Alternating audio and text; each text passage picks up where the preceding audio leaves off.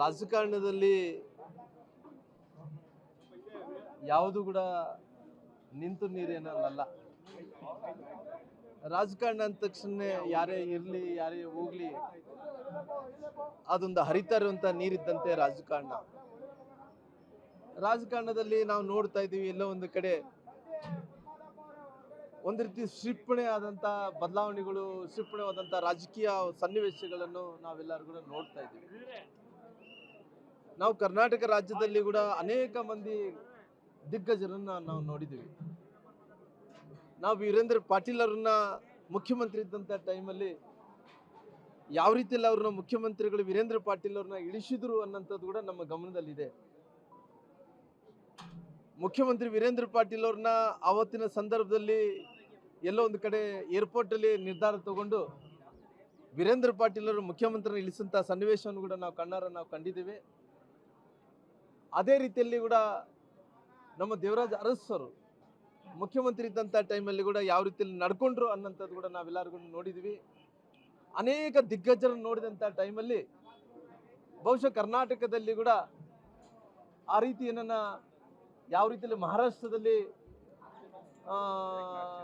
ಏಕನಾಥ್ ಶಿಂದೆ ಅವ್ರದ್ದು ಪರಿಸ್ಥಿತಿ ಅಂದ್ರೆಗಿನ ಏಕನಾಥ್ ಶಿಂದೆ ಅವ್ರದ್ದು ಯಾವ ರೀತಿಯಲ್ಲಿ ಒಂದು ಕ್ಷಿಪಣಿಯಾದಂಥ ಬದಲಾವಣೆಗಳಾಯಿತು, ಆ ರೀತಿಯನ್ನು ಡೆವಲಪ್ಮೆಂಟ್ ಆಗ್ಬೋದು ಅನ್ನೋಂಥದ್ದು ನಮ್ಮೆಲ್ಲರೂ ಕೂಡ ಒಂದು ರೀತಿ ಎಲ್ಲೋ ಒಂದು ಕಡೆ ನಮಗೆ ಕಾಣ್ತಾ ಇದೆ.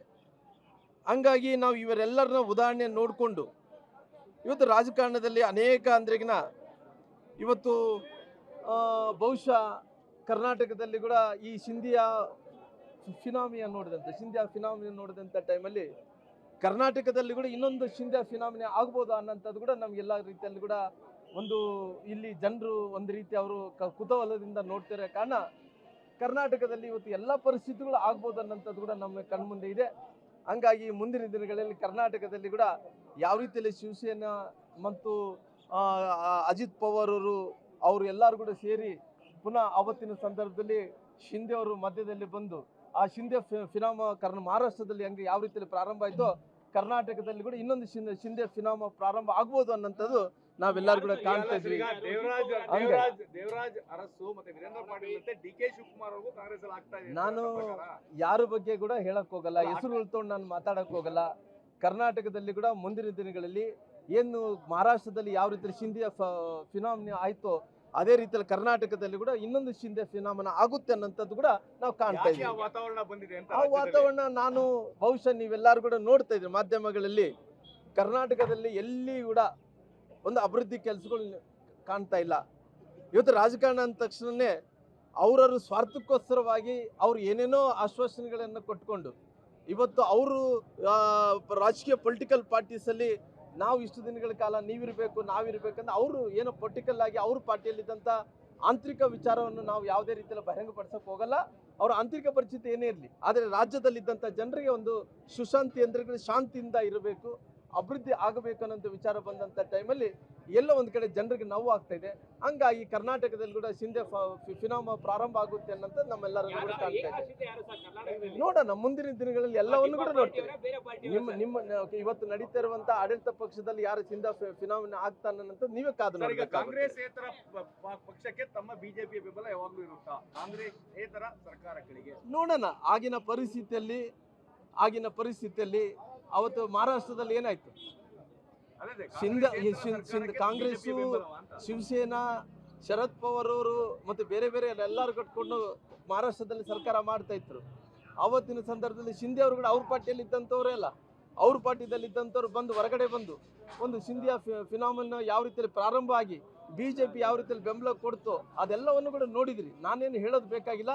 ಮುಂದಿನ ದಿನಗಳಲ್ಲಿ ಅವು ಏನಾಗಬೇಕನ್ನಂತ ರಾಷ್ಟ್ರೀಯ ನಾಯಕರು ತೀರ್ಮಾನವನ್ನು ತಗೊಂತಾರೆ. ಅರಮನೆ ಮೈದಾನದಲ್ಲಿ ಒಂದು ಪರ್ಯಾಯ ಸಭೆ ಮತ್ತೆ ತಾವು ನಿನ್ನೆ ಹೇಳಿದ್ರು ಯಾವುದೇ ಬಣ್ಣ ಎಲ್ಲ ಸಣ್ಣ ಪುಟ್ಟ ಇವತ್ತು ಪರ್ಯಾಯ ಸಭೆ ನಡೀತಾ ಇದೆ ಅರಮನೆ ಮೈದಾನದಲ್ಲಿ. ಅದೆಲ್ಲ ಕೂಡ ರಾಷ್ಟ್ರೀಯ ನಾಯಕರು ಸರಿಪಡಿಸುವಂತ ಕೆಲಸ ಮಾಡ್ತಾರೆ. ಯಾವಾಗ ಸರ್ ರಾಷ್ಟ್ರೀಯ ಪಕ್ಷ ಸರ್ ಹೈಕಮಾಂಡ್ ವೀಕ್ ಆಗೋಯ್ತಾ ಅಂತ ಬಿಜೆಪಿ? ನಮ್ಮ ಭಾರತೀಯ ಜನತಾ ಪಾರ್ಟಿಯಲ್ಲಿ ಯಾವುದೇ ರೀತಿಯಲ್ಲಿ ಹೈಕಮಾಂಡ್ ವೀಕ್ ಅನ್ನೋಂಥ ಪ್ರಶ್ನೆ ಇಲ್ಲ. ಯತ್ನಾಳ್ ಅವರು, ಬಸವ ಪಾಟೀಲ್ ಯತ್ನಾಳ್ ಅವರು ಕೂಡ ಈ ಕರ್ನಾಟಕ ರಾಜ್ಯದ ಒಬ್ಬ ತೂಕವಾದಂಥ ಒಬ್ಬ ನಾಯಕ ಇದನ್ನ.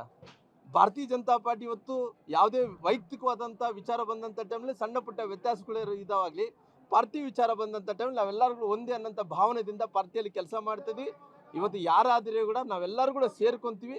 ಆಲ್ರೆಡಿ ಏನು ಸ್ಪಷ್ಟನೆ ಕೊಡಬೇಕಾಯ್ತು ಎಲ್ಲ ಮಾಧ್ಯಮಗಳ ಮೂಲಕ ಹೈಕಮಾಂಡ್ ಕೂಡ ಯತ್ನಾಳ್ ಅವರು ಕೊಟ್ಟಿರೋ ಕಾರಣ ಮುಂದಿನ ದಿನಗಳಲ್ಲಿ ಎಲ್ಲರನ್ನೂ ಕೂಡ ಜೋಡಿಸ್ಕೊಂಡು ಅಧಿಕಾರಕ್ಕೆ ಬರಬೇಕಂದ್ರೆ ಎಲ್ಲರೂ ಕೂಡ ಜೋಡಬೇಕಲ್ಲ, ಜೋಡಿಸ್ಕೊಂತೀವಿ. ಆ ಚಾಮುಂಡಿ ತಾಯಿ ಆಶೀರ್ವಾದದಿಂದ ಪುನಃ ಅಧಿಕಾರಕ್ಕೆ ಕೂಡ ಬರೋಂಥ ಪ್ರಯತ್ನ ಮಾಡ್ತೀವಿ. ಜಾತಿ ಗಣತಿ ವಿಚಾರ ಕರ್ನಾಟಕದ ಏಕನಾಥ್ ಶಿಂದೆಗೆ ನಿಮ್ಮ ಪಾರ್ಟಿಯ ಬೆಂಬಲ ಇದೆಯಾ ಸರ್? ಅಲ್ಲ ನೋಡೋಣಲ್ಲ, ಇವತ್ತಿನ ಶಿಂದ್ಯಾ ಫಿನಾಮಿನ ಪ್ರಾರಂಭ ಆದ ನಂತರ ಯಾವ ರೀತಿ ಮಹಾರಾಷ್ಟ್ರದಲ್ಲಿ ಏನಾಯ್ತು ಕರ್ನಾಟಕದಲ್ಲಿ ಕೂಡ ಹಂಗೆ ಆಗ್ಬೋದಲ್ಲ. ನಾನು ನಿರ್ಧಾರ ತಗೊಂಡದಲ್ಲ, ನಮ್ಮ ರಾಷ್ಟ್ರೀಯ ನಾಯಕರು ನಿರ್ಧಾರ ತಗೋಬೇಕು. ಈಗ ಜಾತಿ ಗಣತಿ ಬಗ್ಗೆ ಎಂ ಬಿ ಪಾಟೀಲ್ ಅವರು ಹೇಳಿದ್ದಾರೆ, ಲಿಂಗಾಯತ ಸಮುದಾಯದಲ್ಲೂ ಸಹ ಉಪಗಣತಿಗಳಾಗಿದೆ, ಅದು ಸರಿ ಇಲ್ಲ ಅನ್ನೋ ಒಂದು ರೀತಿಯಂತ ಅಭಿಪ್ರಾಯ. ನೋಡ್ರಿ, ಅದರ ವಿಚಾರದಲ್ಲಿ ಬಹಳಷ್ಟು ಜನರಿಗೆ ಗೊಂದಲ ಇದೆ. ಜಾತಿ ಗಣಿತ ಮಾಡಿರೋದೇ ಸರಿ ಇಲ್ಲ ಅನ್ನೋಂಥದ್ದು ಗೊಂದಲ ಇದೆ. ಆ ಜಾತಿ ಗಣಿತ ಮಾಡಿರೋಂಥದ್ದು ಕೂಡ ಎಲ್ಲೋ ಒಂದು ಕಡೆ ಕಾನ್ಸ್ಪಿರಸಿ. ಆ ಕಾನ್ಸ್ಪಿರಸಿ ಅಂತ ಹೇಳಿ ಏನು ಹೇಳಕ್ ಹೋಗಲ್ಲ. ಅದು ಏನಾಗುತ್ತೆ ಅನ್ನೋಂಥದ್ದು ತಾವು ಮುಂದಿನ ದಿನಗಳಲ್ಲಿ ನೋಡ್ಬೋದು. ಎಲ್ಲರೂ ಕೂಡ ವಿರುದ್ಧವಾಗಿ ರಾಜ್ಯದ ಮಹತ್ತರ ಬದಲಾವಣೆ ಅಂತೂ ಆಗ್ತದೆ. ಖಂಡಿತವಾಗಿ.